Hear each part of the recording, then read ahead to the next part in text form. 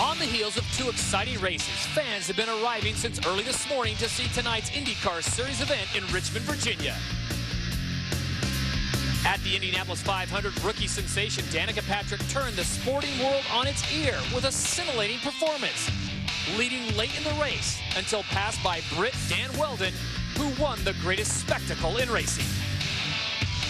Then 2 weeks ago at Texas, more great close quarters racing at over 200 miles an hour, resulting in another winner, South African Thomas Scheckter, his first win in nearly 3 years. Ready for some racing? Saturday night shootout style? Tighten your belts for what's about to occur in the Old Dominion. And we welcome you to beautiful Richmond, Virginia on a very sultry night. It's Firestone Race Day. They say Virginia is for lovers, but tonight there will be no love lost in the bull ring as we are 21 minutes counting down to green.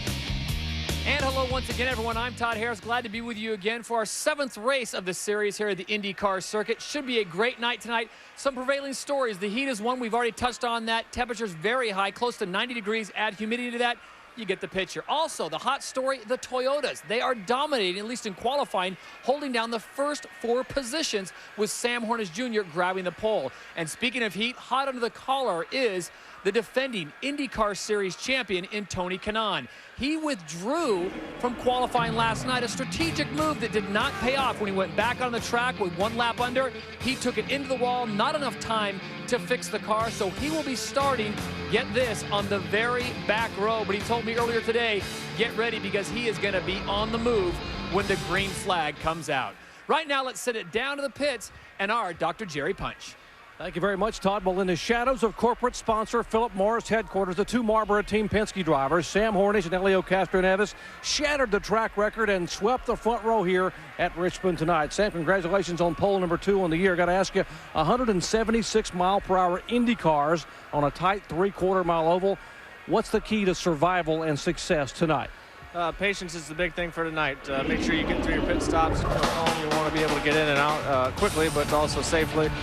Make sure that the car is handling out there, and just be patient. It's a long race, even though it's probably the shortest race that we run as far as mileage goes. It's a long night out there. 250 laps on this 3/4-mile track is a long night. Lots of tight action here on the 3/4-mile racetrack. Now, 8 days ago, Helio Castroneves sustained a significant injury here in a testing crash in turn 2.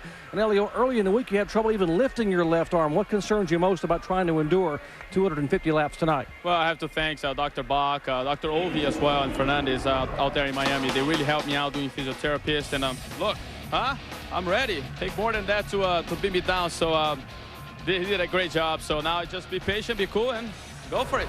Hey, for both of you guys, good luck tonight and be safe out there. With more on the driver who had trouble in turn 2 at Richmond, let's head up pit road to Vince Welch.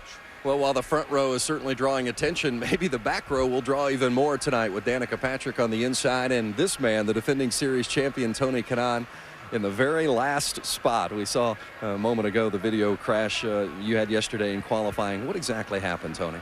Trying too hard. I mean, ran out of talent maybe, but no, we felt that we had a car to be on the pole, and I was happy to put it on the pole. After the pole, it mattered to me. So unfortunately, I went through turn 1 and 2 flat and didn't make it. So that's why we get to start back here. Yeah, you start 22nd tonight, but we've seen you come from the back before. You started 21st at Phoenix, made it all the way up to 3rd, put on quite a show going around the outside. What's the difference between trying to do that at Phoenix and trying to do that here on the 3/4-mile oval at Richmond? It's a little bit different here. It's a lot smaller racetrack, and I would say the outside line is not as good as Phoenix, but we make it exciting for you guys. I promise that. I mean, just watch the first lap that we're going to make some room. Can you get to the front by passing cars, or do you need a different fuel strategy to get to the front? We can pass a few cars, but the field is pretty tight right now. I mean, the guys running, a tenth apart from each other, so we're definitely going to need a strategy. So we have 3 cars in the front, 1 car in the back, so we have the field covered. So let's see. We might play some strategy today. Getting from the back to the front can certainly be done. In fact, Tony Kanaan doesn't have to look any further than his teammate Dan Weldon, who started 20th a year ago and finished his night in victory lane. Jamie? Well, speaking of Phoenix, that has been the biggest challenge in Danica Patrick's career so far. The key to getting through that race, of course, was great radio communication with her crew. Losing grip. In traffic, just snap oversteer. We're going to take a couple of turns of front wing. You're doing a good job. I know this is hard. You're doing a good job doing what you're doing. You're hanging in there with P16. And every lap is like, trying to go for more, trying to find it, trying to feel confident, trying to feel comfortable, and you just don't. All right, P15. Way to hang in there. I know that was tough. Well, we have upped the ante even more for Danica Patrick, 3/4 of a mile long here. Danica, your first time here. What is the strategy going in tonight? I know you've been very realistic about your goals and expectations this year. What do you expect tonight starting on the back row? Well, you know, obviously it's not the best starting spot, but what it does allow you is the thought of changing up the strategy and getting a little bit off on what everybody else is doing, and hopefully it'll play into your hands as the race unfolds, and you know, you can make up some spots just by strategy. Now, life off the track has been just as busy for you with this media frenzy, one coast to the next coast. What has it been like for you, this red carpet treatment, Herbie the movie last week? What was that like for you? These things are fun. They're something different. They're a good excuse for me to get dressed up and wear the dresses I never wear. And you know, to be honest, the questions are a little bit different and not what I'm used to. So I'm much more comfortable talking to you. Well, thank you for that. Hey, just an accolade to show what this woman has done for racing so far, including leading the Indy 500. She has been nominated as Breakout Athlete of the Year for the ESPYs. That is a huge thing. What does that mean to you? It's an enormous compliment. You know, we've worked so hard, and I've worked so hard, and it's not just over the last few races since the season started. It's been since I was 10 years old racing go-karts. So 14 years later, things that I've been dreaming of are, you know, slowly making their way into reality, and I just hope that things keep going better.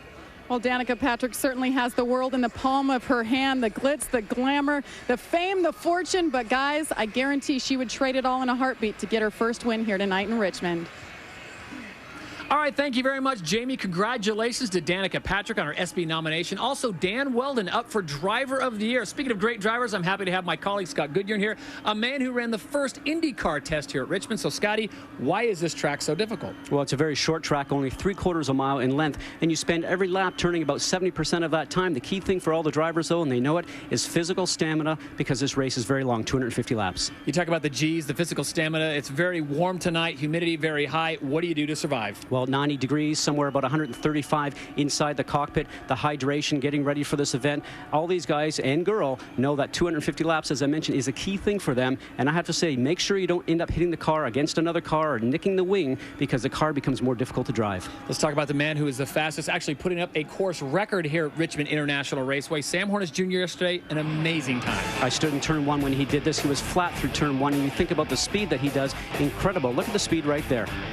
Well, Brian Vickers on the Nextel Cup put down a 129.983 back on May 14th of 2004. Sam Hornish Jr. 176.244. Absolutely amazing. Sam Hornish Jr. is certainly someone to watch tonight. You know, Penske has always run strong here. Sam has won here before. Elio has won here before. Both those guys are so strong, and Toyota's done a great job.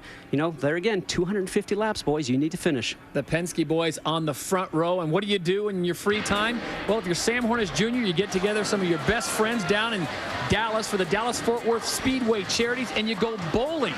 Bowling for the kids couldn't be a better cause, but I will say this. Stick to your day job, gentlemen. Although Vito Mira, he's got skills. We'll be back right after this. By Firestone Tires. And Chevy, the winningest name in racing, an American revolution. As we welcome you back to beautiful Richmond, Virginia, the fans continue to pour in.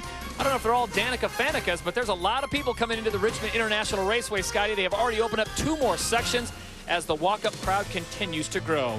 Well, after 6 races on the Indycar Series, it's Dan Weldon out in front. Tony Kanaan sits in second. Sam Hornish Jr., great, consistent driver, sits currently in third, 76 points down, with Herta and Vitor Mira rounding out the top 5 as we check in now on the pits and Jamie Little. Well, I think there's some fans here to see Mr. Dan Weldon as well. If you guys remember back to last year, he was the man. He qualified 20th position and then did the unthinkable. Worked his way all the way to the front of the pack, taking home the win. Now, Dan Weldon has not looked back ever since. This year, he has 4 wins in just 6 starts, including the biggest of them all, the Indianapolis 500. Dan Weldon starts 7th tonight, guys, and we have to wish him a happy birthday as number 26 turned 26 last Wednesday. Imagine that, Todd. Nice birthday present to take home a win here tonight.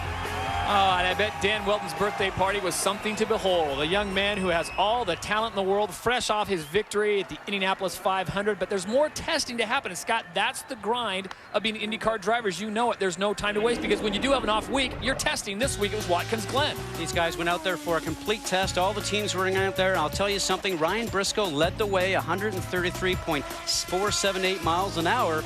And the Toyotas were quick, actually, first. And probably the top 3 out of 4 were actually Toyota power cars. I think Toyota's becoming very, very strong.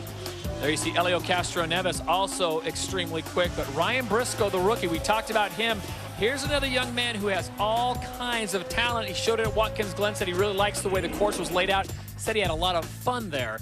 Unbelievable performance by him. Right now we check in with Vince Welch. Well, the rookie Ryan Briscoe continued that momentum with the strong test at Watkins Glen with another strong test here at Richmond last week. He ran 300 laps here in his first venture here at Richmond International Raceway. And for Ryan Briscoe, he kept that momentum rolling right along from the test to qualifying. He qualified on the 2nd row for tonight's race. The big question now is how he'll handle the constant traffic of this 3/4 mile oval. Next to Briscoe on the 2nd row is another surprise. Patrick Carpentier, who like Briscoe is also racing here for the very first time. His best qualifying effort had been 14th up until this point. Today he starts 4th. Carpentier drives for Eddie Cheever and Red Bull Cheever Racing, and Eddie's other driver, Alex Barron, also a top 10 qualifying effort. Eddie, you got your 2 guys up front to start. How do you keep them there? Well, this is a really short circuit, and it's a very difficult circuit for the driver. So our strategy is obviously to run on the lead pack, but the cars have been very good. The Toyota engines are very strong coming off the corners, and the speeds here are not as high. So as long as the cars run well and they stay out of trouble, it'll be a fun race. We're looking forward to it. Eddie Cheever keeping the fingers crossed here tonight. Now let's check in with Dr. Jerry Punch with a report on another former Cheever driver.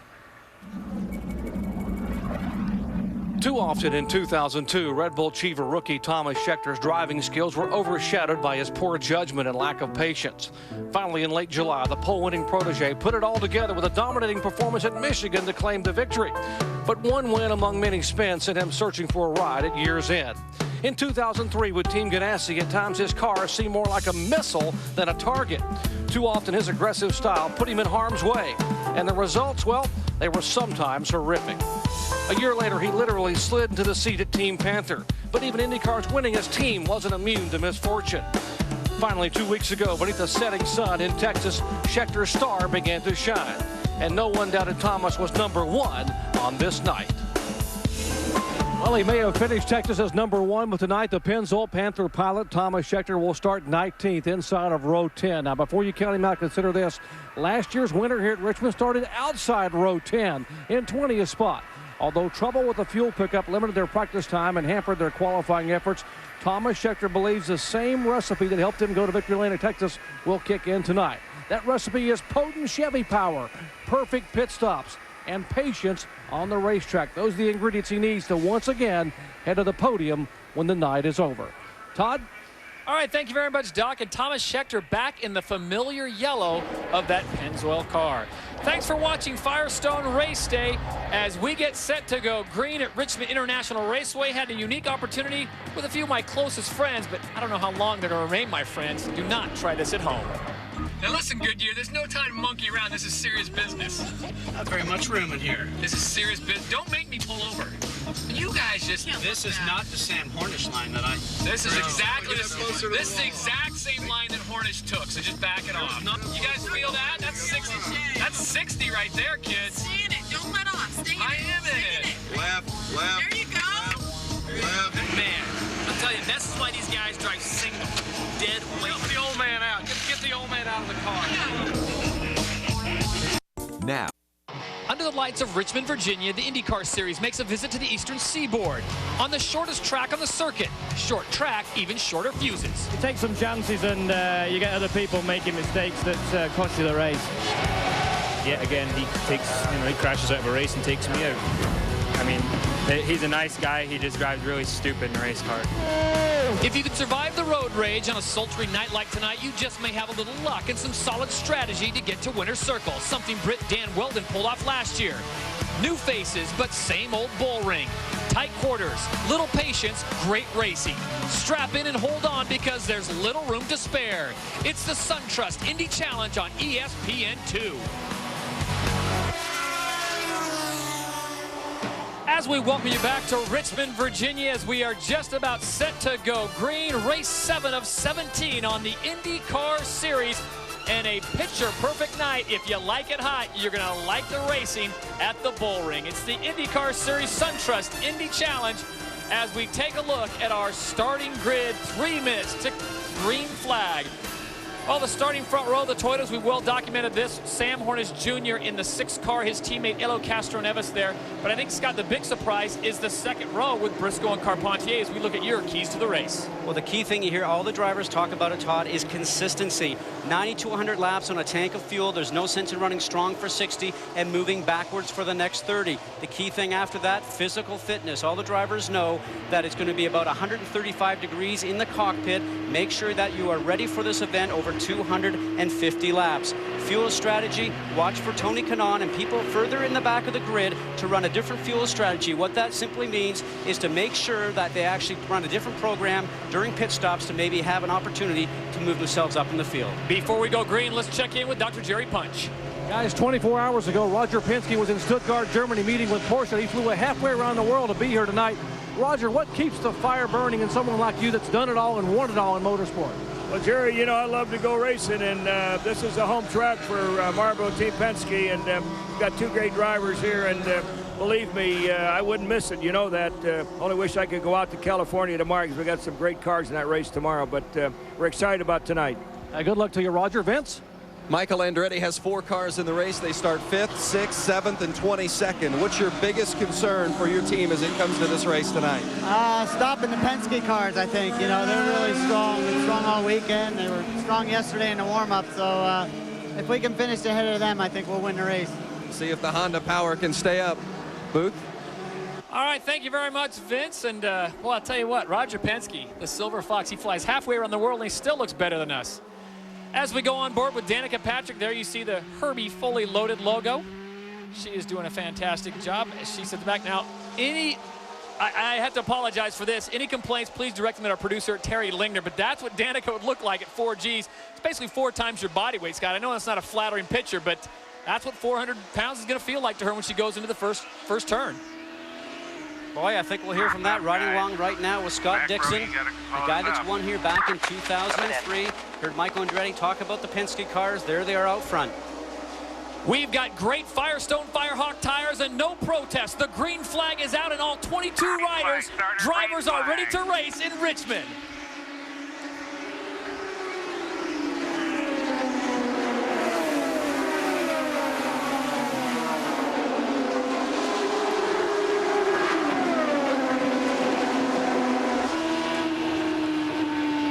One lap down, so far so good. I'll tell you what, this is a bad sight for everyone else as the Toyotas of Sam Hornish Jr. out front and his teammate Helio Castro-Neves are really pulling the field. They are checking out. You know, ran so strong off the trailer. Remember, they had that test here just about a week ago, actually on Friday, where they had the opportunity to learn the track with this new equipment. Key thing, I think, for those guys right now, they're going to be hitting traffic very shortly, probably within 10 laps, Todd. Make sure you get through the traffic. On board with number 4, Thomas Scheckter in the yellow car now. Back on board that. They've lost the platinum paint job. Rumor is that will be coming back. But this car was already painted for Richmond. So the man who won our last race in Texas, Thomas Scheckter, out in front, Scott, and he is running a little something different on that front wing. Had a big correction just moments ago. Watch this replay here right now. Remember, there was a 100-lap Silver Crown race here before. Some different rubber up around Carpenter. Right now, oh, look at that. Getting the right side wheels, Todd, already on that high side. You're going to have to wait for this racetrack to get into groove, as we call it. He's on the very high side. With that 100-lap Silver Crown race, you're going to have to turn around and make sure that the car starts to put some rubber down the racetrack before these guys have a chance to run that high line. And the yellow flag comes out already. Is A.J. Foyt, the 4th, coming out of turn number 2. Now he's still up and running right there, Scott. I didn't see if he made... Start, Anthony. You got to run it up past 9 10,000 in the gears. That's AJ. You hear him telling his grandson.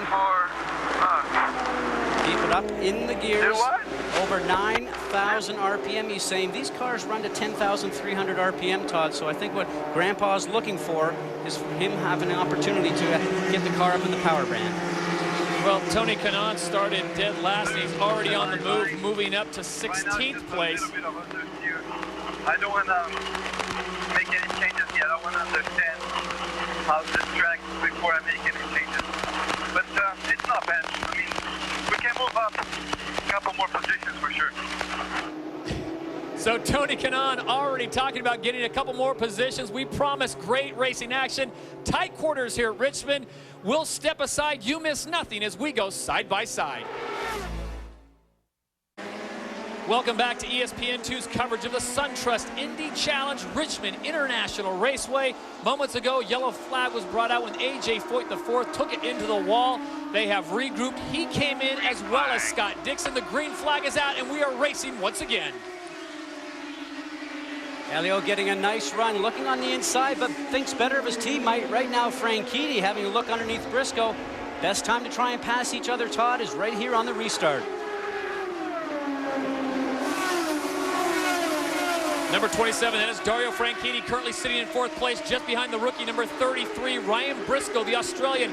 Then it's the Brazilian, Elio Castroneves, sitting in 2nd behind his teammate, Sam Hornish, our pole sitter. And you want consistency, this is the 6th race that Hornish has led this year. The only race he didn't lead was the road course in St. Petersburg, Florida. When we listened to Tony Kanaan's onboard, he said don't want to do any changes at this point in time. He's a smart race car driver. Knows that Silver Crown race that we talked about, puts down a different type of rubber on this racetrack, knows he'll probably need about 20 or 30 laps of all the cars going around the racetrack to put down our own Firestone rubber, and then he'll work on the consistency of the car. Make no judgment until the car gets at least 30 laps onto it. The Silver Crowns, the circuit that ran just before us, 100 laps they put down just about 2 hours before this race began. As we check in the pits, and Jamie Little. AJ Foyt, four-time Indy 500 winner, just watched his grandson spin and bring out the first caution. What happened out there, AJ? The biggest thing, he's trying to run up that loose stuff, and it's getting him in trouble. So, I don't know. He likes to run high, so as long as he runs high, he's going to stay in trouble. It looks like on the restart, guys, he's kept trying to run high. So we'll see what happens with number 14. All right, thank you, Jamie. Just a note, Tony Kanaan has moved from 22nd to 14th. Unbelievable as Sam Hornish continues to lead. Castroneves is in 2nd, Briscoe in 3rd, and Franchitti remains in 4th. Todd, just listening to Jamie down in the pits, that's how loud this racetrack is. You think about the speed they're doing, 176 miles an hour in qualifying for Sam Hornish in a 3/4 mile track. They call this the bull ring simply because the noise here is so strong and the drivers are always turning. You know, Vince Welch made a great point earlier in the day. It's like putting a couple flies inside a mason jar and watching them buzz around. This tight quarters, moving extremely quick. Jetson Gymnasium, pick your mode, but that is exactly what it is like. A lot of speed inside a very small place, and it's Hornish still out in front, followed by Castroneves, Briscoe, and Franchitti. There you see Buddy Rice, the 2004 Indianapolis 500 winner. This has not been the weekend for Ray Hall Letterman. Well, for a guy that sat on the front row here last year and finished 6th, you know, and Vitor Mira, his teammate, finished 2nd here last year. They've had an off car here at Richmond so far this weekend, but you know something, they made a lot of changes. I asked them if they were going to do that. They said, yep, make some changes. We'll see how the car works. And you know something, he's on pace with Tony Kanaan right now. Not running too bad, I have to say. Buddy Rice would not say this, but I guarantee he is licking his chops getting back to Kansas next week because he runs so well at those super speedways. As we jump on board with Brian Herta. Now watch as they start to go into the turns. They'll probably pick up a gear, maybe go down a gear going through the turns. There we are with the right hand. He takes the opportunity to go on this front straightaway. You see it's a curved straightaway, not straight whatsoever. Turning into turns 1 and 2, down another gear. We keep saying the gears. Watch his right hand over here on this section. Picking up a gear all the time. Back in 3 and 4. See how quick these laps are? 15.5 to 16 seconds. You just don't get any time to rest here. Heart rates are up around 170, 175 beats a minute. These guys and girl will be physically tired when this race is over tonight, Todd. The XM satellite of Brian Herta currently sitting in 9th place as he goes around this track. As Scott pointed out, 15-second laps. It is extremely tight. Richmond International Raceway is the site. This is the 7th race of 17 on the Indycar Series. On board with Danica Patrick, getting the rear view. Now her job right now, as she's starting to hear it already, cars are just in back of you. They're talking about the leaders right now. She does not want to go down a lap, and the key thing right now, 3 cars back, is going to be the leaders. On board with Scott Dixon, he is the last driver, but he is already pitted. So Dixon pitting out of sequence. Behind him is your leader. That is Hornish, and Hornish is coming on quick. Look at the drive he's getting. Where do you take him, Scott? The outside or in? So fast, he's going to have to make a decision here. He wants the inside possibly, but you know, Sam's not a patient man around the high side. Maybe a little early to try that because we talked about the different rubber on the racetrack. Right now, Dixon knows that he's behind him. He's going to have to give him some room here very shortly. 2 former IndyCar Series champions, Scott Dixon, number 9, Sam Hornish, currently number 6, running in first place. 29 laps complete at Richmond International Raceway. You miss nothing as we go side by side.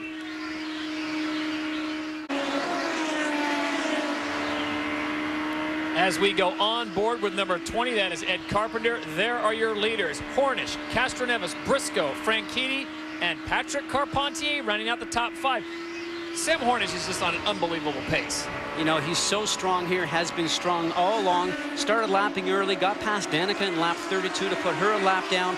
Watch the fuel strategy that we talked about as key points to our race for the Ray Hall Letterman team. They'll have to make some different changes there than everybody else on there. But Sam Hornish has been so strong. Castroneves is not far behind. Probably need to correct myself. I think I said Castroneves had won here previously before. He had sat on pole, has not actually won here. So key thing, Penske still has a dynamite team ahead of him right there.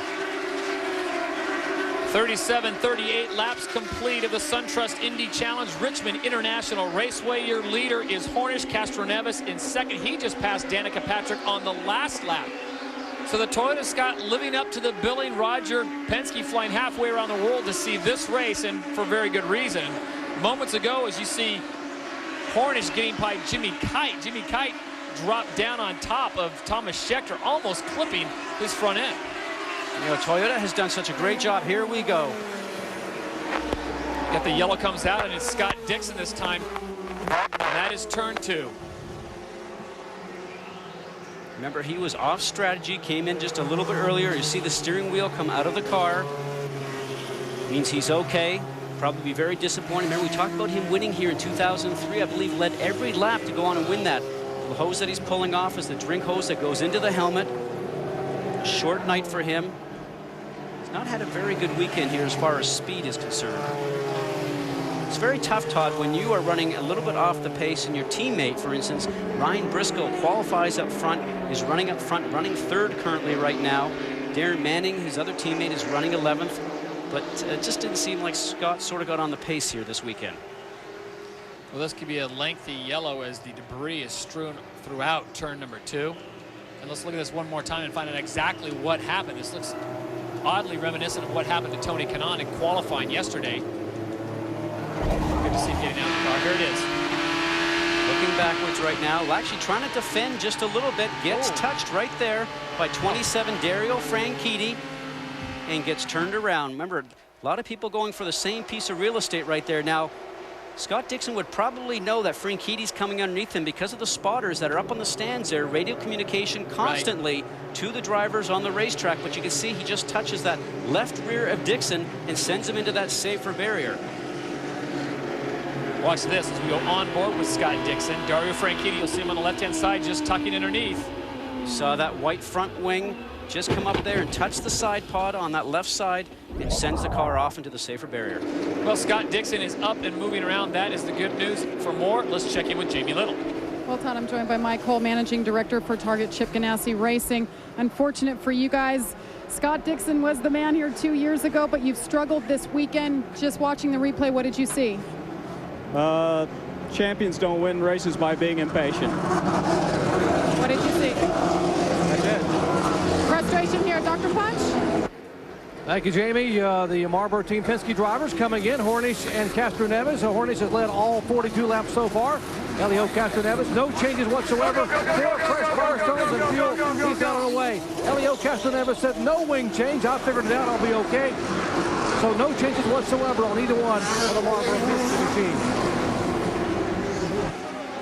Wow. See how tight it is there coming out of there just with that little turn at the end of pit lane. Everybody's rushing to turn around and get out as quickly as possible. Whenever they open up the pits on this short track, you have to take this opportunity, Todd. Otherwise, you'll lose 2 laps, maybe 3 laps under a green flag pit stop. One guy that's struggling right now to beat the pace car out of the pits is the 51 of Alex Barron, who's been running so strong here in the Red Bull Team Cheever car. Looks like he's probably going to get that opportunity to do that. There was some things going on in the pits, and he actually missed his pit box, so now he's going to follow in behind the end of all the people on the racetrack. We'll be back around the back Let's check in with Vince Welch. We're just going to run for the Danica Patrick is not going to come in and pit because they can get their lap back by staying out, but she is complaining of a really bad understeer, and her teammates Vitor Meira and Buddy Rice also complaining of the way the car is handling, but both Vitor and Buddy, along with Danica, will all stay out to improve their track position. You like that move, Scott? Well, we talked about the strategy as we look at Bobby Rahal right now. You know, you have to try something. Remember, last year, starting in 20th, Danny Weldon did not have a great car, turned around and did a different fuel strategy, ended up winning this race. As they remove Scott Dixon's car from the course, we will take a yellow. There is Crystal Hornish on the right, the wife of Sam Hornish Jr., our current leader. We'll take a break. You go side by side. Back to Richmond in just a moment. The NHRA Powerade Series moves on to St. Louis for the Sears Craftsman Nationals. Catch qualifying tonight on ESPN2 at midnight Eastern and final eliminations on ESPN2 Sunday at 9 Eastern. The Sears Craftsman Nationals are also available in high definition on ESPN2 HD. Call your cable operator or satellite provider today for more information. Log on to ESPN.com. As we welcome you back to beautiful Richmond, Virginia on a very balmy night, it's the SunTrust Indy Challenge. Scott, so far so good for most of the drivers up in front, but for some people like Alex Barron, that was not the picture-perfect pit stop. Certainly wasn't. Looked like he possibly overshot the pit box when he came in. The pit box is 40 feet in length. You have to make sure you hit your marks. Looks like he missed it. They had to push him back, had some difficulty getting the wheels on, and in the end result, he's on the very end of the lead lap. So the key thing right now is patience. You know, you have a consistent race car. Patience is the key to actually start to move yourself up through the field. Well, just moments ago, Jamie Little talked to Mike Hull of the Target Chip Ganassi team, and he referred to champions don't win championships by not being patient. And why don't you translate that? Well, the key thing, I think, simply what he was meaning is that, you know, his driver, Scott Dixon, who's won many things, including the IndyCar Racing Championship in 2003, isn't going to sit back and let people go by. And when Franchitti has a look inside, who's also another guy that is very strong on race courses, the whole key thing is that, you know something, he's going to make it difficult to overpass. And as a champion, he knows how to get the job done. Just not enough room in turn one for both those cars, unfortunately. Well, you saw 5 of us in our Chevy Cobalt. This is what I mean about tight quarters. Look at this on pit exit. Everybody's rushing to be out of the pits first in front of all the other cars. Some contact going on there, right there. The right front of Scott Sharp gets hit. He thinks better of it and backs off. We're going to the white line that we just passed right there. There you are. Wow. Let's check in with Jamie Little. Well, guys, I'm here with Scott Dixon. Quickest medical in and out stop I've seen this year. But, Scott, you have a smile on your face. What happened out there? We heard something about Dario Franchitti. Yeah, we just pitted trying to get, take a bit more fuel on and run a bit longer. And the restart, there was no pack up whatsoever. So, by the time the green went, the leaders were already on top of us. So I was just trying to, Sam had got by and I was trying to keep up with him. And I didn't realize Dario was that far down. I hope I didn't ruin anything for him. It was my fault and, just didn't give enough room. Well, guys, you can see by the sweat on his face, it's very physically demanding out here, and we're just getting started. A lot more racing to go. Todd? All right, thank you, Jamie. And that is Jacques Lazier at the wheel of the pace car this week as Johnny Rutherford gets a little break. Very well qualified driver. I asked him, I said, are you nervous? He said, no. I'd rather drive with him than drive with you yesterday. Oh, come on. First it's the shirt and now my driving. It's been a rough one for me. They're going to bunch him up just a little bit. Right now it's Vitor Meira out in front and Buddy Rice. So Rahal Letterman going 1 and 2, but that can be deceiving because they have not pitted and there's been some pitting out of sequence. Well, there has been. We've got 51 laps into this right now, and they've got quite a few laps in the tires, obviously. Not enough fuel to maybe run much more than another 50, so we'll have to see what happens here with their strategy.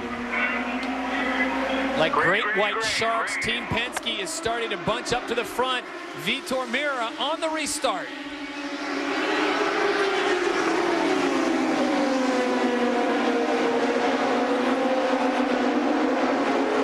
talked about the best time on a restart right now is to pass. Danny Weldon having a look on the inside of Ryan Briscoe. You heard Scott Dixon say not much of a pack-up on that other restart. Drivers look to get the opportunity to jump on the restarts to pass cars when they're all packed up, Todd. Dario Franchitti goes to the inside, the same move he tried on Scott Dixon. This time he's successful, possibly because it was on his teammate Dan Weldon. No reason for those two AGR teammates to take each other out. Key thing right now with Castroneves getting underneath and going past Hornish. Is Hornish going to sit back and wait? I don't think so.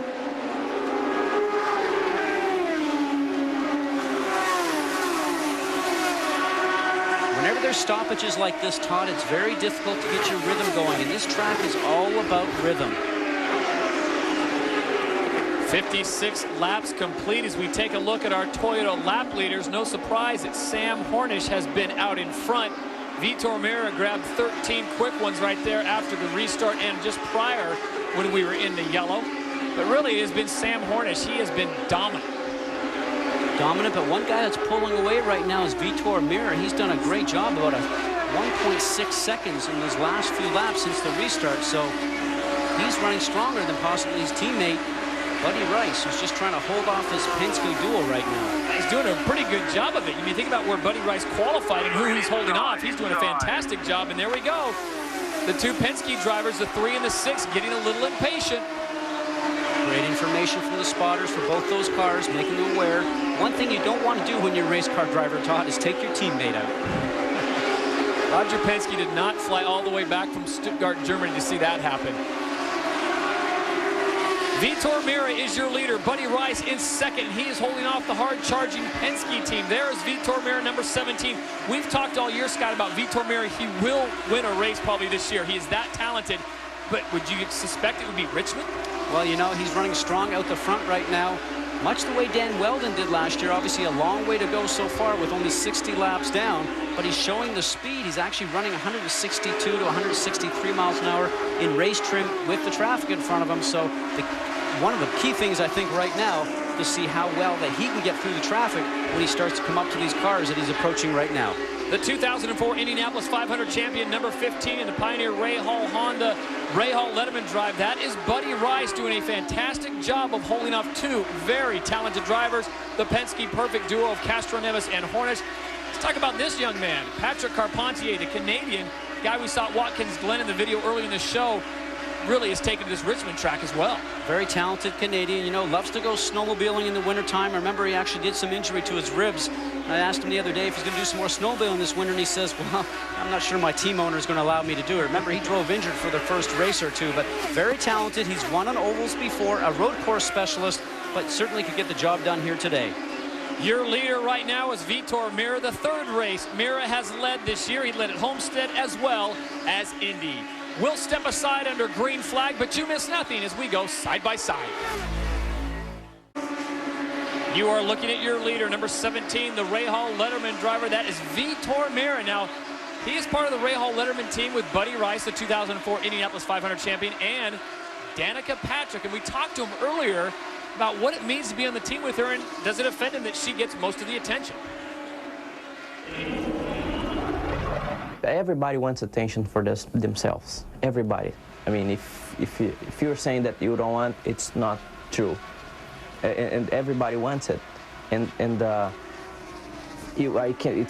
not jealousy or anything, but I can see that people, the other drivers, they want the same attention. They wished they have it, but on the back of their mind, and that goes for me too. They know that's gonna be good. And everybody's gonna take advantage of the situation. Not only her, not only the team, but the whole IRL series. And I think Tony Kanaan may have said it best: if they're watching her, they're watching us. And that's the bottom line, is that the ratings go up, the fans get hooked on IndyCar racing because it is some of the best racing in the world. For more on the Rahal Letterman team, let's check in with Vince Welch. Well, Vitor Meira told me today they've thrown a lot of changes at their cars, all three of their cars this weekend. Vitor certainly faring the best. He's running fourth. Vitor's running first. Buddy Rice is fourth, and Danica Patrick is 17th. Still a long way from Danica's first pit stop. They're looking at lap 110 for her first stop. She's just complaining of an understeer, but otherwise, traffic and business as usual. All right, thank you, Vince. Scotty, you got to look at this as a plus. Danica Patrick, rookie, first time she's raced here, started 21st. She's up to 17th. 17th, you know, she's learning, and she talked about it. I just have to learn. I have to build my confidence. As we're talking about that, I saw the 15 car of Buddy Rice. Seems like he's starting to fall off the pace a little bit right now. But she's talking about understeer. That's when you turn the steering wheel and the car wants to go straight into the wall. As the temperature goes down here and the sun goes in, things cool off. This track will change. You'll start to get a car that has a little bit of understeer, will want to push more, give you more understeer. Those are some of the changes that will be made during the pit stops by the teams, either by wing adjustments or by tire pressures throughout all the stops here tonight. This is your battle for first place. Number 17, the blue and yellow. That is Vitor Meira. Another Brazilian behind him. That's number 3, Helio Castroneves. They are fighting for first place right now. And Castroneves, every lap, Scott, has been whittling away of this lead that Meira had upwards of 50 yards. It is now down to about 10. Well, the key thing also, don't forget, is that right now Castroneves has new tires because he had a pit stop just recently. There you see number 15. That's Buddy Rice. He was running second place 10, 12 laps ago, and Buddy must be losing some kind of power, Scott. You made this point earlier. He is really dropping off the pace. Well, if he's got a mechanical problem, that might be understandable, but that the car is going off. We talked about the consistency. One of the keys to the race right now. He's getting close to coming in, possibly in about another 30 laps. You can't run 60 laps strong and have the last 30 of your fuel stint with the car going off, because if that's the case now with Buddy Rice, you can certainly see how quickly he's going backwards. Buddy Rice was in second place. He has now slid back to 13th, and here comes Helio Castroneves, number 3 in the red and white Team Penske car. Is he setting him up for an inside pass?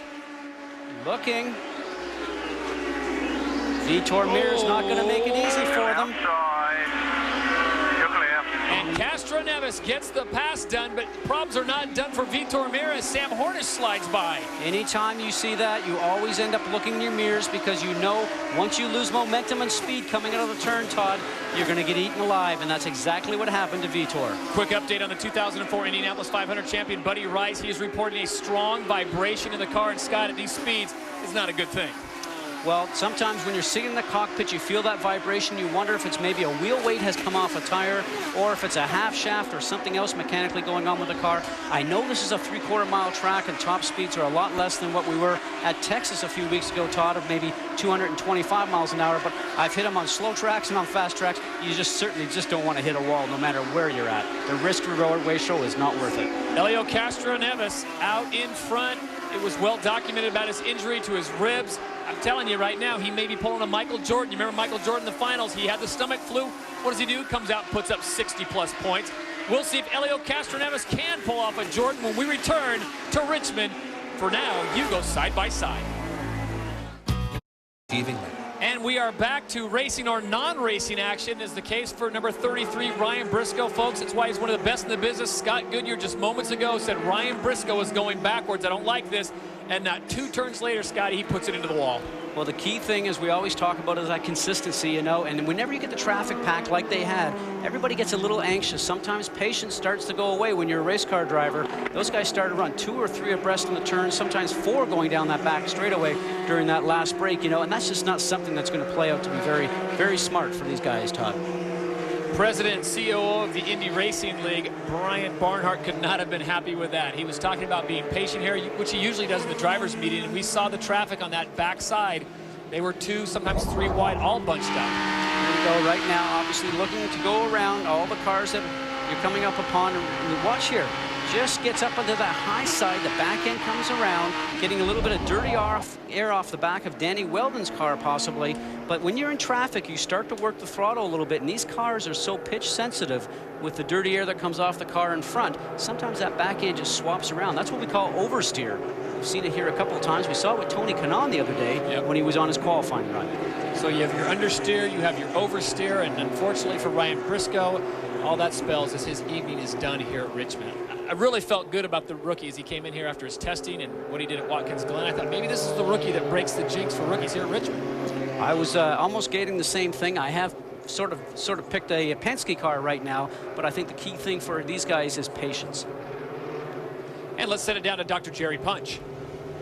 Guys, both the Marlboro Team Penske cars are going to make adjustments. Sam Horney's complaining of a significant understeer. The car getting more and more push as the race progresses. They'll make a major air pressure adjustment that Roger Penske is calling for. Likewise, his teammate and the leader, Helio Castroneves, a bit of an understeer. They're going to go a half a turn down on the front wing and try to catch the front end with that. So we'll watch them both make adjustments as they come down pit road next time by when the pits open up. There's your current leader, Helio Castroneves, number 3, out in front as the pace car driven by Jacques Lazier is out in front, and we check in with Vince Welch. Danica Patrick is getting ready to come in, as are her teammates, Vitor Meira and Buddy Rice. Buddy Rice just getting tires and a pressure adjustment. Vitor Meira's car has been handling better, but they're going to make, obviously, tires and fuel. And there's Danica Patrick. She's just getting fresh tires and fuel. She said the right tire seemed like it was going away. They said, don't worry about it. That was lap 90. So you're going to have fresh tires and the car will handle better. Now let's go to Jerry Punch. Guys, great pit stop for Helio Castroneves. Less than 11 seconds, including the wing adjustment. And Sam Horney's had an air pressure change. He was in over 14.5 seconds, so a great pit stop for the leader, Helio Castroneves. So Helio Castroneves continues to lead the SunTrust Indy Challenge. What a race we have in store, folks. We aren't even to the halfway point. Find out who will prevail at the bull ring when we return. We're under yellow right now. You go side by side. We take a break.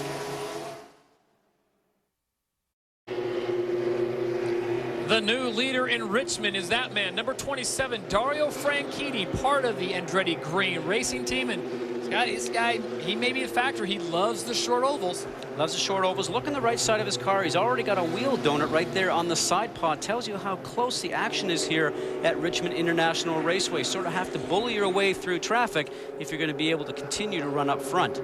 As they cycle through the pits, it is Dario Franchitti out in front, followed by Scott Sharp, Brian Erda, and Helio Castroneves sits in fourth. But remember, he has a very, very recent pit stop as we check in for a very special tribute with Dr. Jerry Punch. Well, Todd, tonight as we visit Richmond International Raceway, we want to remember a very special pioneer in American motorsports, Paul Sawyer, who passed away back in February at the age of 88. From 1955, Paul Sawyer promoted races here in the Richmond area. It was his vision, courage, energy, and enthusiasm that helped transform the old Richmond Fairgrounds half-mile dirt track into the ultra-modern three-quarter-mile facility we have today. Paul was a proud man, known as much for his patriotism as for his passion for motorsports.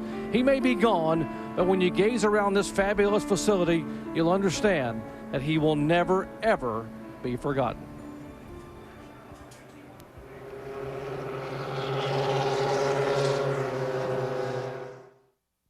Welcome back to Richmond International Raceway. We're currently under caution. I'm Jamie Little alongside Ryan Briscoe, who just moments ago you saw get into the wall.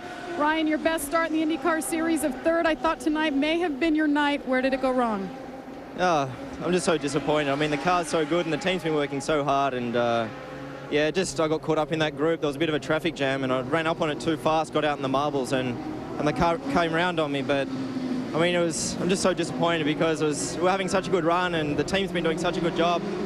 But, you know, we'll be back. We'll be up there again. We're expecting big things from this rookie, Ryan Briscoe. Guys, we're going racing. All right, thank you, Jamie. And there you see it. We're not even at the halfway point thus far. 2 crashes, 2 target cars, Dixon and Briscoe, and you see the frustration on Ryan. I mean, he looked so good during qualifying early in the week, Scott. Also saw the sweat beating off his face here in just half distance of the race. Green flag is out. We are up to full speed racing in Richmond.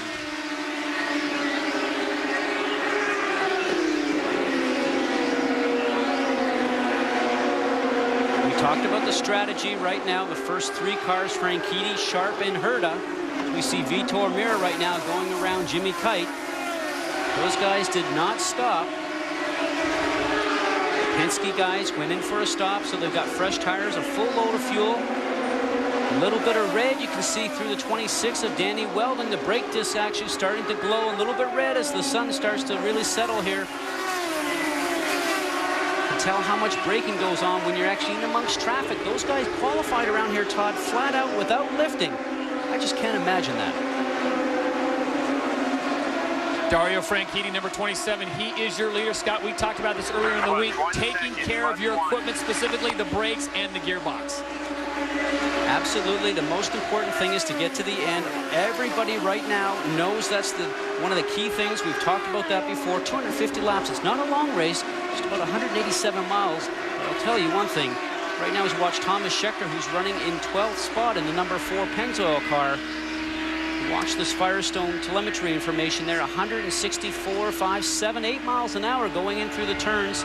And he gets back on the throttle 100%. Watch the G-forces just as they start to increase.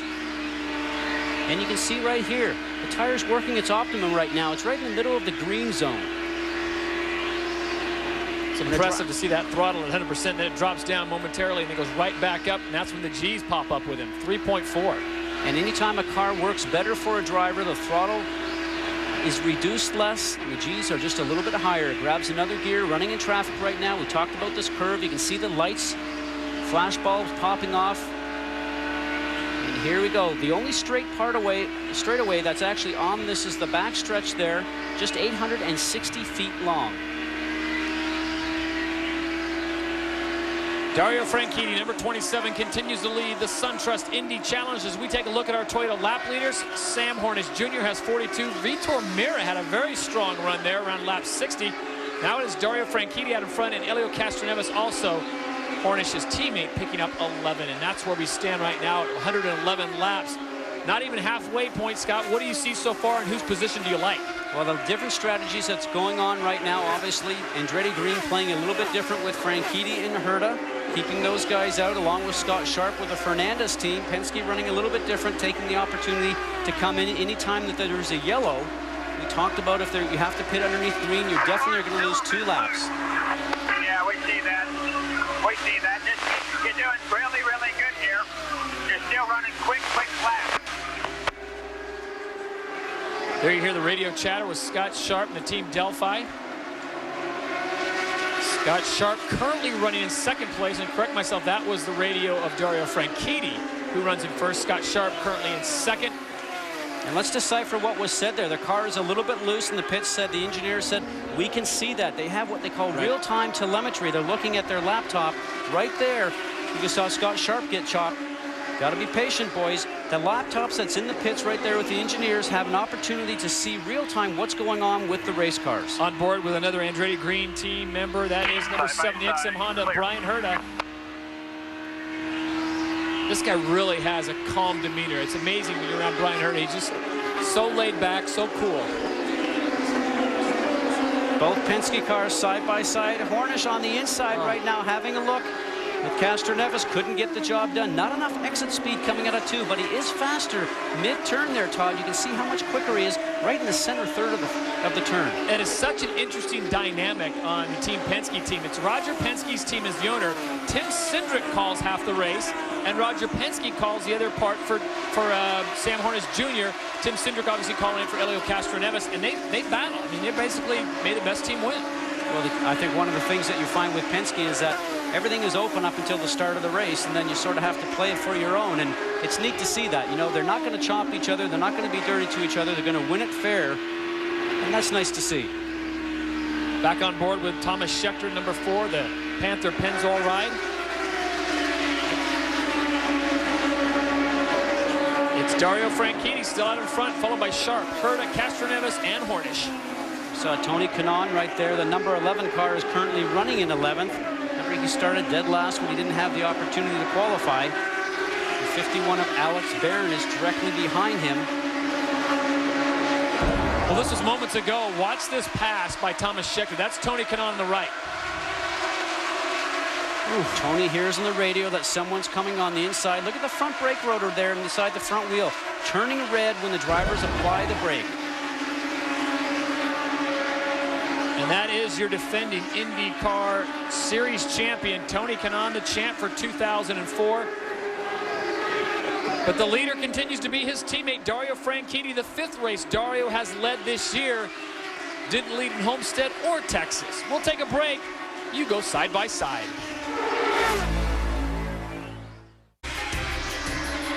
Back Back under the lights at Richmond, Todd Harris along with Scott Goodyear, Jerry Punch, Jamie Little, and Vince Welch on a very balmy night. And Scott Sharp, the man on the move right now, the number 8 Delphi car, he is currently sitting in 2nd place. It's been impressive. He's been able to weave himself through traffic. Gave the car a little bobble there coming off of turn 4. Carries the speed down the front. You know, a very strong race car right now. There again, this fuel strategy is going to be key. He and Franchitti are running on the same strategy. They're going to have to look for a yellow to come in. Otherwise, we hear that they're going to try and maybe do one more pit stop to make it to the end. On board with Danica Patrick right now, currently running her number. Number 16 is running in 16th place. As we continue to watch number 8, Scott Sharp, make his move, trying to get around number 24, and that's Roger Yasukawa. Dives it down low on the inside. Look at the car wiggle right down, left side wheels, right on that yellow line. And pays the price. We talked about that earlier in the show. You can hear the spotter right there in his ear all the time. Imagine just going around here at 165 miles an hour and somebody chatting in your ear. You know, you can't reach the radio on these things, Todd, and actually turn it down if you want. It's not like being in the car. Number 6 is Hornish as he gets set to move up on Danica Patrick. Where will he make the pass, on the inside or the outside? He's favored the inside, but now it looks like he's going to get a run on the outside. Danica's just being patient. I mean, give her credit. She knows she doesn't have the experience here. She hasn't put the time in here as a rookie, but she's holding up. Well, the Rahal Letterman team has not had a strong run here, except for obviously Vitor, now who is now actually starting to run a little stronger. Just a little while ago, he started to march through a few of the guys and start to continue passing, trying to work his way back up to the front after the stop. Here's the wiggle moments ago. That left side rubber right down in the yellow line of Scott Sharp's red and white and black, or excuse me, red and yellow and black Delphi car on the lower side. Anytime you get down there, that's where the banking stops and it starts to go down to the flat apron. That's what we call danger zone. And that's where he made the pass. Elio Castroneves getting by Scott Sharp, taking a moment as Sharp had a moment.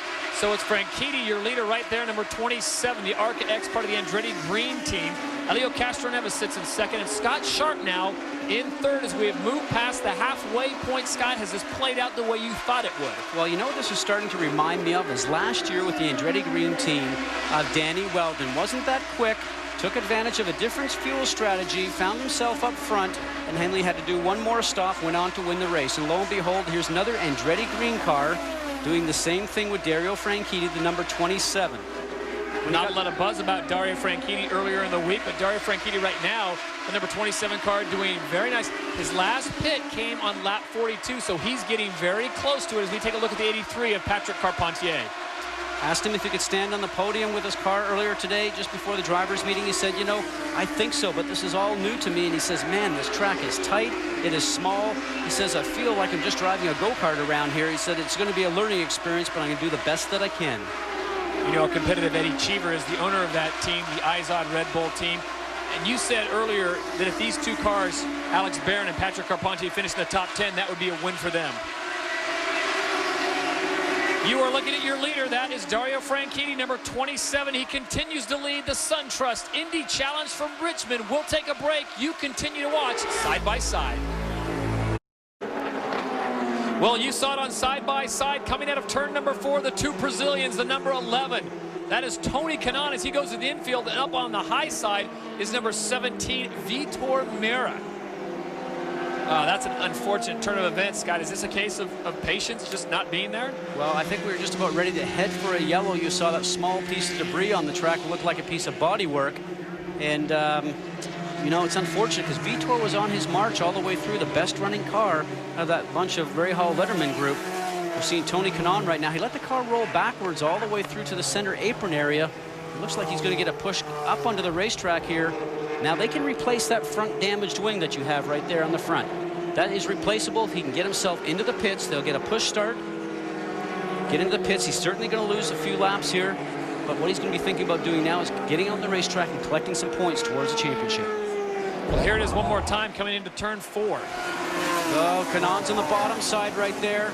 Just a little bit of a wiggle. Unfortunately, hit his teammate Herta and then turned around and went up on the high side and takes out Vitor Meira, the Rahal Letterman group. Look at that.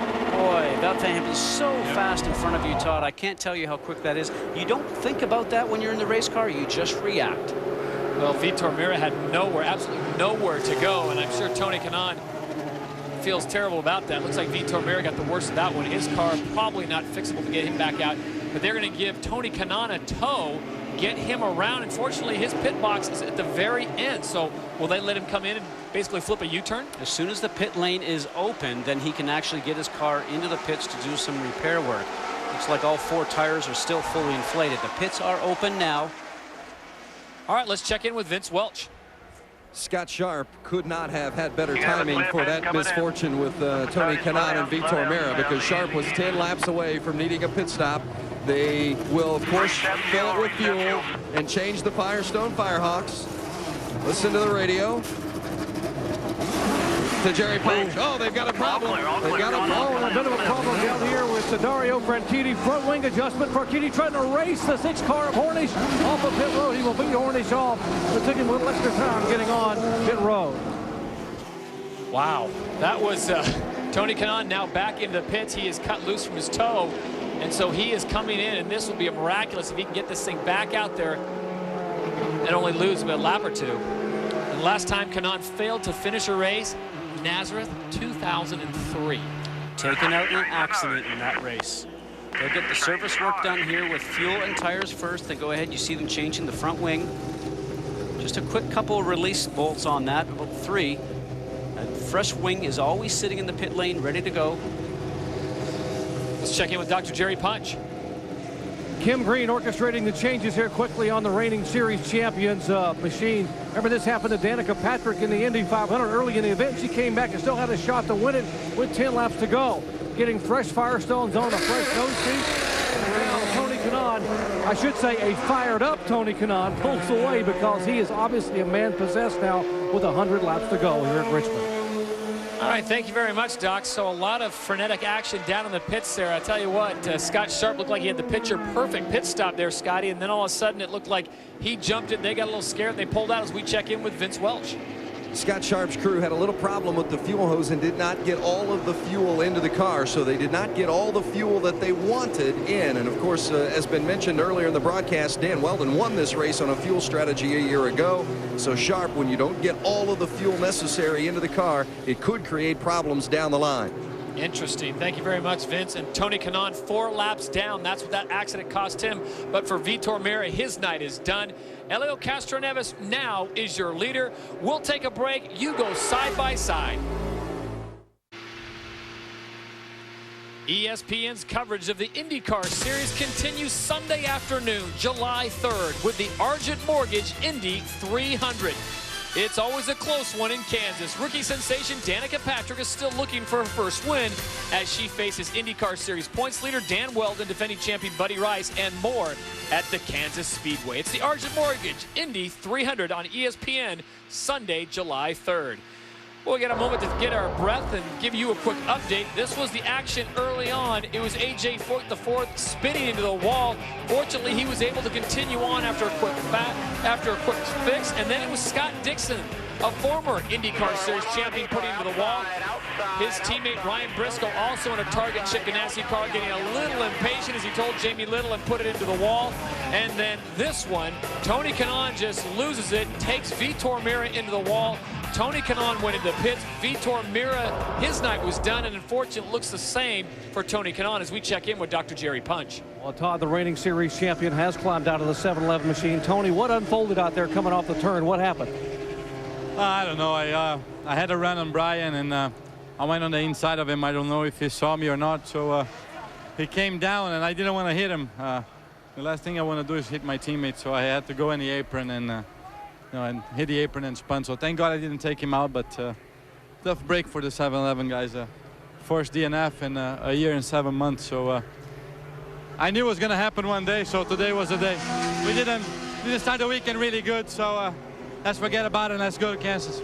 All right, Tony heads to Kansas. It's been a long time since he's not been around at the finish of an event. Let's head it up with Jamie. Jamie?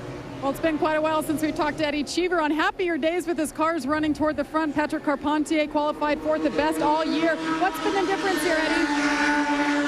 Our setup seems to be working very well here. We've struggled on the big circuits this year, but the cars have been very good. Patrick and Alex have been phenomenal, and I think that the Toyota engine has a lot of torque coming off these slower corners, and everything's running well. Both drivers are doing a good job. All right, Patrick Carpentier currently sits in 5th position. Vince? There was some concern that maybe all of the fuel did not get into the car of Scott Sharp. They believe they did get all of the fuel in, but they have changed the probe at the end of the fuel hose because Sharp went down away from the spot before they actually got the probe out of the car. They're not sure that the probe was broken, but they wanted to make the change just in case. That is big news for Scott Sharp.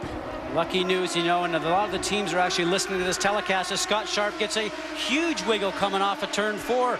The back end just starts to step out on him. He looked a little low coming off the turn. We'll see if that's going to be a continuing problem for him.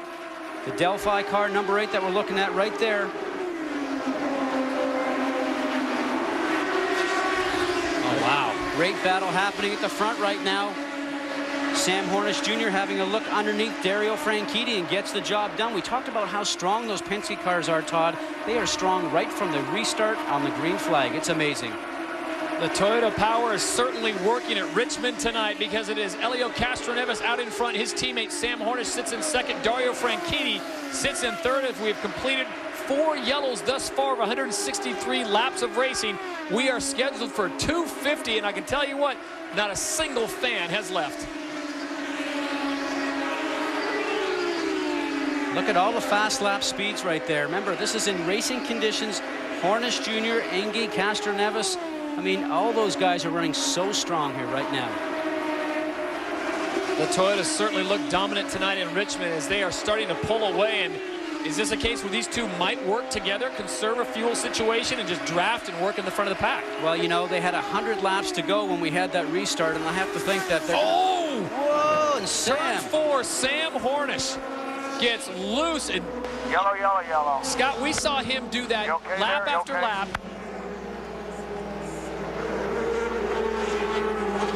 Waiting to hear him respond. Oh, I think he's probably talking. It looked like he started to push his finger on the button right there, but I don't think that we're actually getting it. But that was Roger Penske, and now Sam has finished speaking to his team owner and actually takes the steering wheel off. It looked like the car was so fast. We talked about how quick that car is mid-turn as we look at Roger Penske and the crew right there. But the car is fast mid-turn, Todd, because the car is very neutral. It's got a great balance on it. But when you have a great car that goes quick through the middle of the turn, that's usually because the back end's almost ready to swap ends with the front, and that's exactly what it did.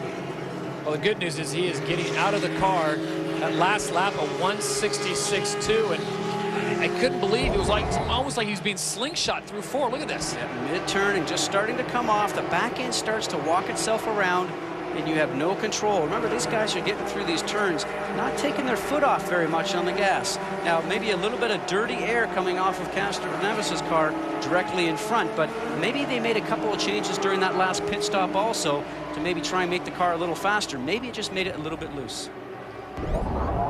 Good to see him up and walking. Let's check in with Dr. Jerry Punch. Well, Roger Penske standing up here on the walkway. He's been talking to his driver, Sam Hornish, and Roger, I know Sam had a great run going. What happened out there? Well, this looked like he was behind Helio by 4 or 5 car lengths. It probably just got a little high, maybe got in the air turbulence, but just lost grip.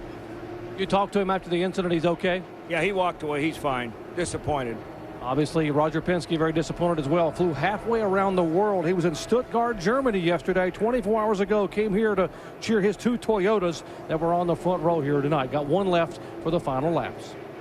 Well, if you're going to have 1 left, it's a good one. Helio Castroneves will fly the Team Penske colors. The number 3 is your leader right now. Sam Hornish's night, the pole sitter, is done. As they clean the debris, we'll take a break. You go side by side. Sunday, join ABC Sports for final round action at the Barclays Classic. Live coverage begins at 3 Eastern. As we welcome you back to Richmond, Virginia, the sun has set. The lights are out at the bull ring for the SunTrust Indy Challenge. Todd Harris along with Scott Goodyear, Jerry Punch, Jamie Little, and Vince Welch on a very balmy evening that just got a little bit hotter for Sam Hornish Jr. Now you see the list of the drivers who are out for the night. Kanaan and Mira joining him, as well as Ryan Briscoe and Scott Dixon. Sam Hornish Jr. there as they take his car away. Scott, I know a lot of us thought he was going to definitely, but best chance of winning this thing. One of the fastest guys on the track, and it brings me back to a conversation that Vince Welsh and I had with Helio Castroneves just yesterday, asked him, do you like your car the same as Sam? And he goes, oh, no way. Sam can drive his car so loose, I can't drive it like he can. But maybe that car of Sam's tonight was just a little bit too loose, Todd, because the back end came around on him right there through turns 3 and 4.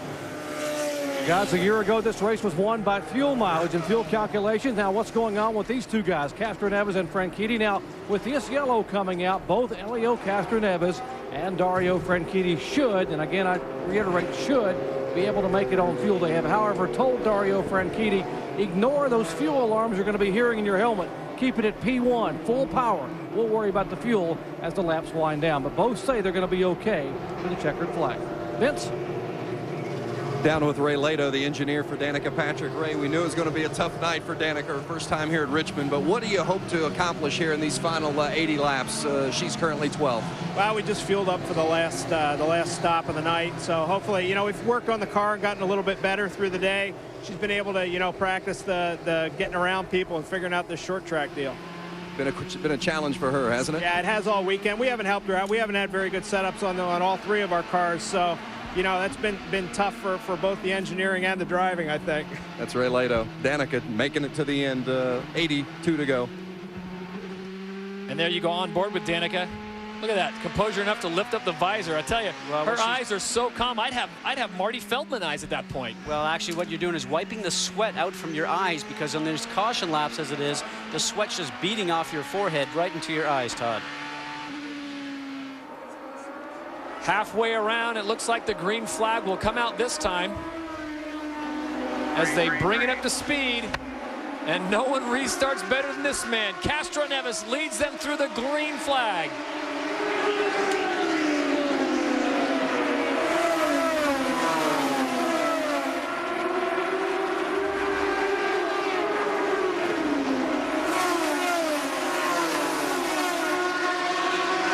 See Scott Sharp right there is running just behind the 15 car, and that means that he has to pass Buddy Rice to be able to have the opportunity to get in view of the 2 leaders right now, Buddy Rice being just a couple of laps down.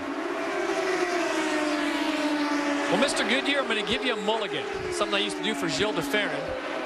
Who do you think is going to win this race at this point? Oh, Todd, let me tell you. Let me tell you right now, I chose a Penske car. Maybe I chose wrong. I also said that Castroneves had actually won here before when I then corrected myself. But, you know, maybe I'm getting a mulligan because he might get it done tonight. There are your Toyota lap leaders. Dario Franchitti with 56. Sam Hornish Jr., who was out of the race with 42. Mir with 40, and sneaking up, Helio Castroneves. And the Toyotas 1 through 4 on the night. So Toyota powered definitely at the start of the race had the power to beat, and I think they still do, because Helio Castroneves with Toyota power is out in front. And I said this early in the race, he may be pulling a Jordan. We talked about it, and Dr. Jerry Punch documented the injury that Helio had in practice earlier. He may be getting ready to pull a Michael Jordan. Whenever you have an injury or something, a little something in the back of your mind, seems like you focus even more, and that's what Helio's doing right now. I think you're absolutely right, and as a driver, I can tell you, anytime you do have an injury, you may feel it before you get in the car or during a yellow caution that we just had, but when it's green, your mind is so fully concentrated on what you're doing, there's no way that that's actually even entering into the picture right now. As the great Keith Jackson would say, beware of a wounded bear, and Helio Castroneves' wound is not that serious, but he certainly is dangerous right now. Your leader, Helio Castroneves, followed by Dario Franchitti and Scott Sharp holding steady at 3rd. You know, after the restart for a couple of laps, it was Franchitti starting to catch Helio Castroneves, but then now, Helio seems like he's starting to pull away. He's over a second ahead. Brings you back to something Michael Andretti said earlier in the show. We will win this race if we can actually beat the Penske cars. And right now, the only car that's in front of 27 of Dario Franchitti is the Penske car, so he probably knew who his competition was going to be tonight.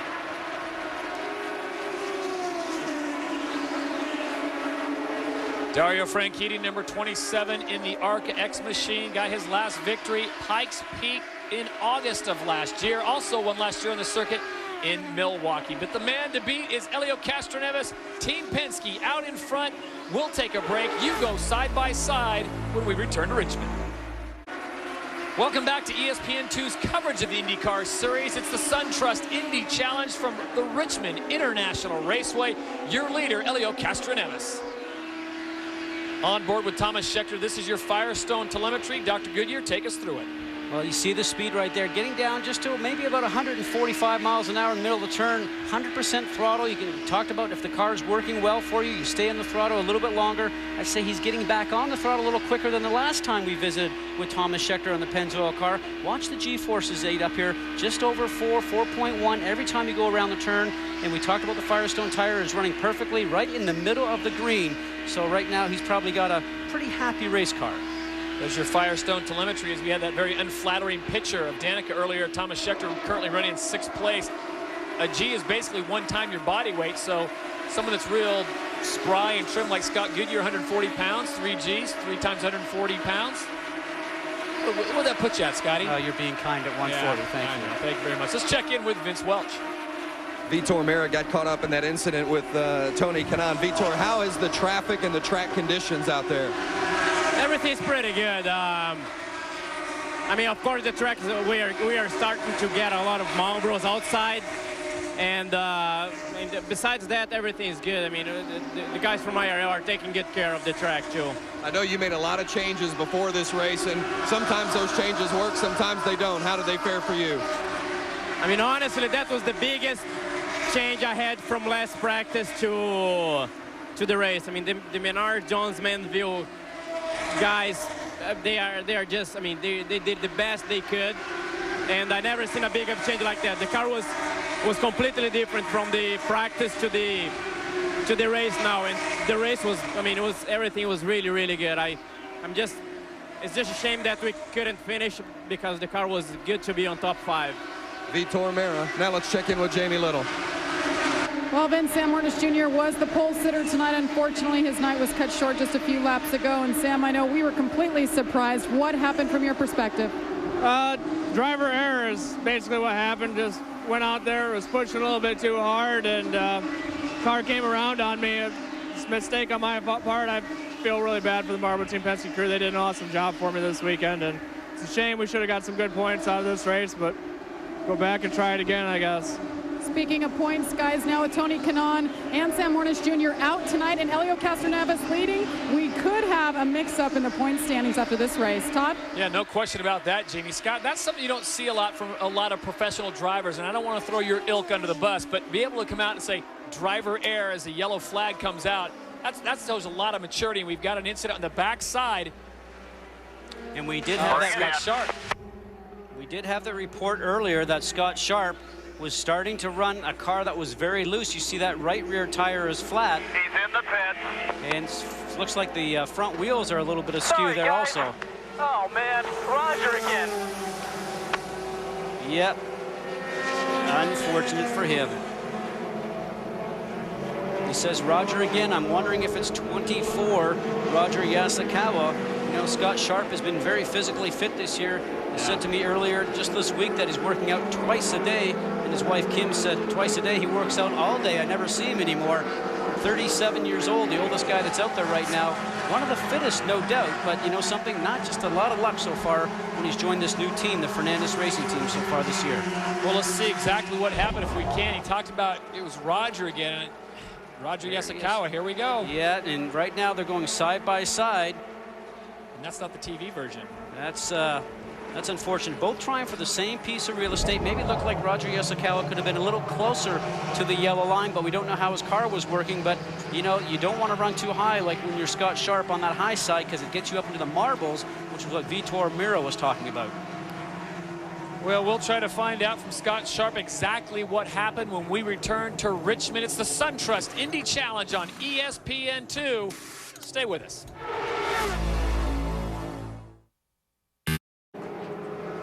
Back at the SunTrust Indy Challenge with a very upset Scott Sharp as Roger Yasukawa just came through for his pit stop. Scott stepped over the wall and pointed the finger at him. What was going on the track, Scott?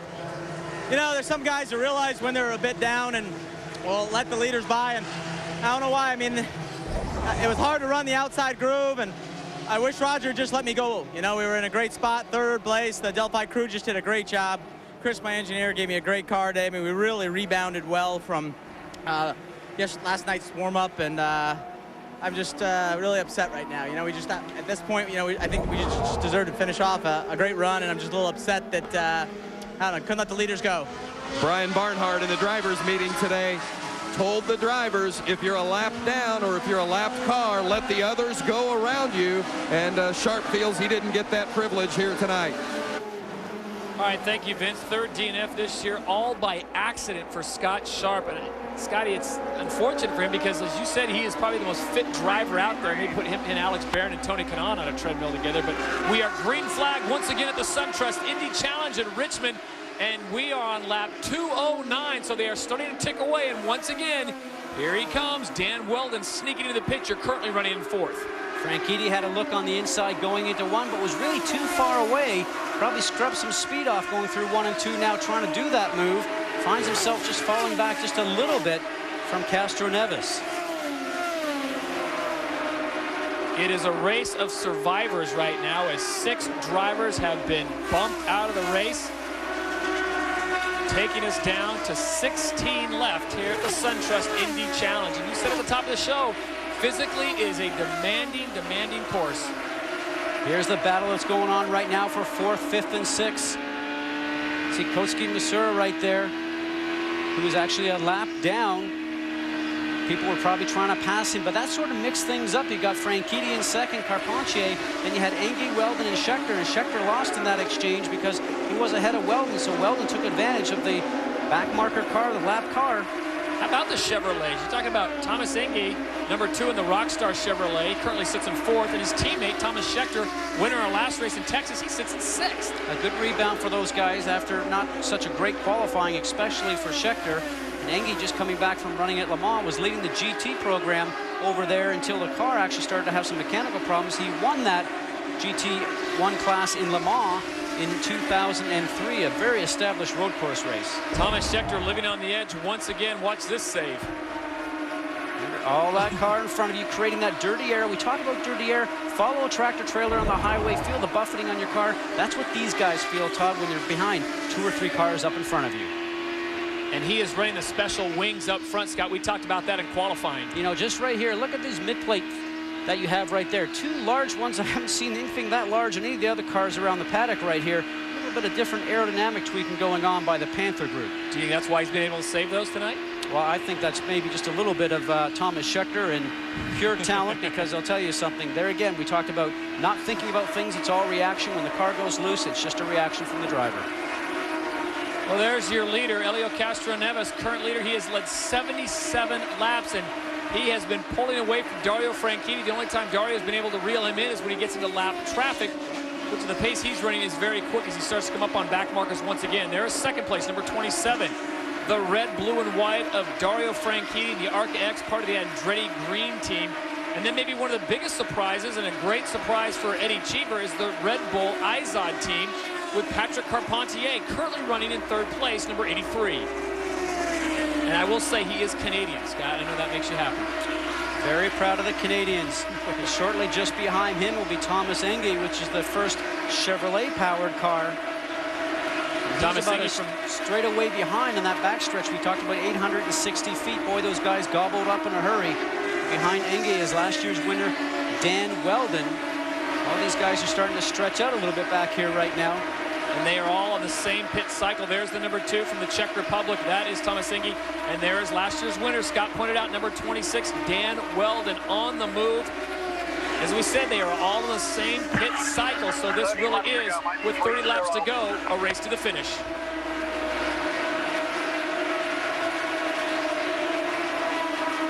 It's the SunTrust Indy Challenge from Richmond, Virginia. Your leader, Helio Castroneves, will be back with the final 30 laps after this short break. Welcome back to Richmond, Virginia, Richmond International Raceway. It's the SunTrust Indy Challenge with 21 laps to go. Helio Castroneves and Team Penske out in front. They've already lost their teammate in Sam Hornish Jr. He is done for the night, so it's Helio Castroneves' job to keep that car out in front. As you look at the Toyota lap leaders, Castroneves has now moved into the front of Franchitti with 91 laps led on our Toyota lap leaders. And I'll tell you what, if he can win this race, it is going to make all that jet lag go away for Roger Penske, who flew through the night last night from Stuttgart, Germany, to be here for this race. My question, Todd, though, is if he wins the race, you know he likes to be Spider-Man and climb the fence. With his injury, will he climb the fence or will he just go to victory lane? I'm sure that is a problem that Elio and the rest of us would like, not the rest of us, but the rest of the Penske team would like to face. It makes it difficult for us to get an interview with him. 18 laps to go. Castro Neves now just starting to get through lap track. Every time he gets up to the traffic, the guy that gets closer in his mirrors is Dario Franchitti. Remember they say objects in your mirror are closer than they appear, and that's what's happening right now. Well, this is the only thing that's slowing him down right now is back markers. Franchitti down on that yellow line again, just gets cut off by Jimmy Kite. Remember, all these guys in the back are also racing for position. That was a break that Elio Castro Neves certainly wants to have. He looks in his mirror now and sees a couple of those lap cars in between him. And here comes Enge and Patrick Carpentier. Well, just moments ago, Patrick Carpentier was involved in a what Scott Goodyear likes to call a moment. Watch this. On the outside. Oh, you don't get that lucky too often. That's some of that great Canadian talent, Todd. Thomas Enge, number 2. Number 83 is Patrick Carpentier. Enge from the Czech Republic. Carpentier from the homeland that brought you Scott Goodyear, Canada. And Jimmy Kite is in there, and that's a bit of a fly in the ointment. Now he's gone high, and look at this. I'll tell you that Enge is starting to run some lines here that are not very good, Todd. You have to run a consistent line. He's starting to run more so. And get ready to see some black fabric coming out for for Jimmy Kite. There it is. Or is it for Patrick Carpentier? I think it was on the 2-car. 2-car for coming low down on Patrick Carpentier, not once, but probably about 3 times, just impeding the flow of him going underneath him when he actually got slowed up in the turn. So will he obey this flag? We'll have to wait and see. The dirty laundry comes out for Thomas Enge in the Rockstar Chevrolet. Boy, I tell you what, he's going to take it. It's going to acknowledge it. Come in. This will be a stop and go. Come into your pit box, stop, and then be released. Probably will lose a lap. Let's check in with Vince Welch. Oh, the team is very upset. The team is very upset. Here's team owner Doug Bowles. Doug, it looked like he was having problems getting by the Jimmy Kite car. We got screwed. The 91 drove us in the grass. The Rockstar car was going to the front. We were going to win this race, and they made a bad call. You know, I think he'll look at that in review, and I'm not quite sure that he'll have the same feelings with that once he has a look at that. But once or twice, I mean, once when that situation with the 91 sort of happens, I can understand that. But, you know, if you get held up with traffic in front of you, that's where the yellow comes out right now. Oh, and turn two.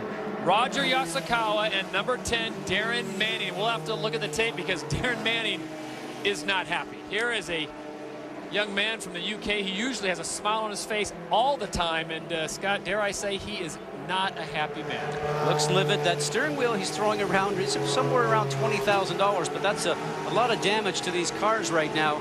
Darren Manning getting out right there, who loves to play golf. What a great guy. Joined Chip Ganassi last year, 2004, finished 11th in the Points Championship. I think he'd like a 9-iron right now. Yeah, and I think he's actually, we're going to just direct you this way, sir. This is like a charge the mound moment. He's just going to go over and set up dinner reservation, I think, with him. You know, he thinks better. He just says, you know, too many people are watching me. I'm on national television. Short track, short tempers. We didn't want to be the ones to tell you we told you so, but we told you so. He's trying to decide whether to go visit with Roger, who is out. And good to see him up and moving. We will go to the proverbial videotape and have a look at this, but with 7 laps to go, 3 crashes, 3 Target cars. Not a good night for Target Chip Ganassi. And Darren Manning, the smile is not there, gives a nod, yeah, I'm okay, but he's going to have something to say. Let's look at the replay, see what happened. Oh, Roger Yasukawa on the low side there again, just trying to let the guys go around the high side. Same spot, the same thing that happened with Scott Sharp. Puts the 3rd Target car into the wall. Chip Ganassi, who's out in Sonoma this weekend with his Nextel Cup team. Great view right here. He's got the speed. Yeah, he pushed right into him. Darren Manning had nowhere to go. standings, as you can see, a little bit livid. 3 cars, but you know something? I think Chip will look at it and say, you know, our guys were competitive this weekend, which is one of the key things a team owner likes to have. And Scotty, I don't want to throw anyone under the bus, but is that Roger Yasukawa's spotter's responsibility right there to say outside, outside, Darren Manning outside? Because it looked like he didn't have any indication that Darren was out there and he just pushed up. Looked like Roger was probably a good, maybe a car width away from that yellow line. If somebody's coming up from behind you and is about ready to go around the outside of you, try to give him a little bit of room, especially on this short track where, you know, 2 grooves are just about a maximum around this racetrack that we have here tonight.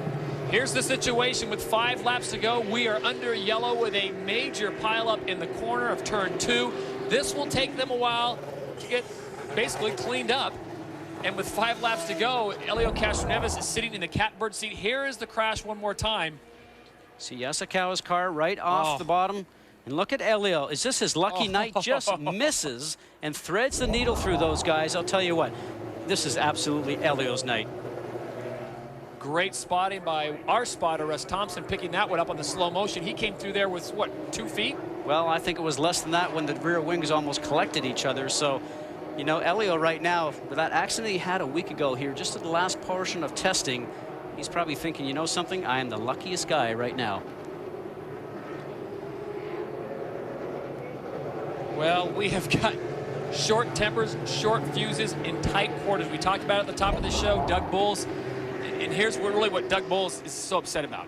There's well, once you get pinched off, the kite car that's right there in 91 and the 2 car right now obviously lost a little speed and momentum, but you can't chop somebody else off that obviously is trying to take advantage of that. I know the 91 car actually slowed down the 2 of Thomas Enge, but that was strike number 1. And I think that the key thing that Brian Barnhart looks at is that, you know something, you could actually cause an incident when you go ahead and try and do stuff like that. Unfortunate for Thomas Enge, because I've been there before. It's frustration. You're coming out of the turn, you try something, you know the guy behind you is trying to pass you for position, and Jimmy Kite is actually off the pace just a little bit, although they've run strong here in qualifying.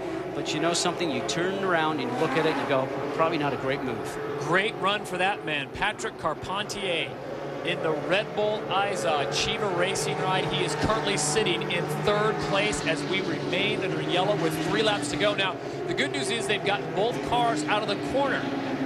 Is this going to be a 1-lap dash to the finish? Well, they've still got a couple of vehicles, safety vehicles on the back stretch right now, and so the key thing is that pace car usually does 60 miles an hour. They're working very feverishly, I can tell, to get everybody off the racetrack and get the cars in behind the safer barrier and the safety wall over there in the backstretch. It looks like it just might happen. We're going to have 2 to go at the line, so we may see one of those very quick restarts here. Now the Foyt car is going to be the 2nd car on your screen, the one directly behind Helio Castroneves. Now he is not on the same lead lap as Castroneves in 1st and Dario Franchitti in 2nd. And Foyt peels off. Foyt peels off, pulls through the pit lane so he can let the restart go on. And a great thing for Dario Franchitti, because he would spend a turn or maybe 2 turns trying to get past him, and then the race would be over. A nice professional move by A.J. Foyt IV. A.J. Foyt doing a very big service to Dario Franchitti. This is definitely the race to the finish. As they come down on the restart, the green flag is out. Great restart by Helio Castroneves on the gas going into 3. Looks like he caught Dario off bar just a little bit. We'll have to see if Dario has the car right now to be able to get up to behind him within 1 lap. It's the final lap. The checkered flags come out. Helio Castroneves is money in Richmond, Virginia. The 7th career win for Helio. He pulled a Jordan. His first win this season. His last win came in Texas back in October of '04. 2nd win for Toyota this year. And Helio Castroneves, I guarantee you, is not thinking about the pain. Get ready, folks. This man has done to fences what Hugh Hefner has done to pajamas. He will probably be a little slow getting out, maybe or maybe not. That arm doesn't look and shoulder doesn't look like it's bothering him now, Todd. Look at the fans. They knew it was coming. Spider-Man is alive and well in Richmond.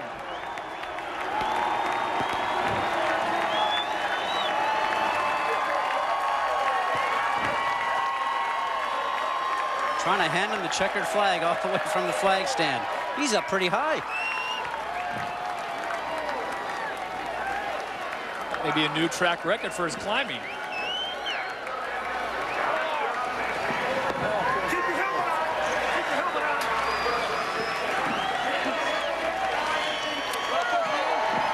What an impressive performance by an impressive young man. Helio Castroneves picks up the victory, his 7th career win, first this season. As we said, he has not won since last October when he won the finale in Texas. As we check in with Dr. Jerry Punch. Helio Castroneves trying to get the helmet off. 4 days ago, he could not raise his right arm, his left arm. Today, he is climbing a fence. Helio, congratulations. How about that effort? Oh, what a team effort. These guys are awesome. Oh, my goodness. What can I say? I mean, woo! I feel so upset at Sam when I saw him spinning out. I mean, we had a killer car, both of us, you know. It would be very tough. But you know what, number 3 now. Sister Kati coming in. Oh, the celebration ongoing, and Helio Castroneves has done the impossible after an injury just 8 days ago. Guys? Viva Brazil as Helio Castroneves picks up the victory. We'll continue with the celebration side by side. When we return, we'll wrap things up from Richmond. Well, your final results from Richmond: Helio Castroneves, your winner, followed by Dario Franchitti and Patrick Carpentier. Danica Patrick finishes in the top 10, an impressive performance by her. Our next race is the Argent Mortgage Indy 300 from Kansas Speedway, July 3rd, 1 p.m. on ESPN. So on behalf of Scott Goodyear, Jerry Punch, Jamie Little, and Vince Welch, I'm Todd Harris saying so long from Richmond, Virginia. The SunTrust Indy Challenge goes into the record books, and your winner is that man, Helio Castroneves. This has been a presentation of ESPN, the worldwide leader in sports. Good night from Richmond. Race for Indy. Danica Patrick is up next.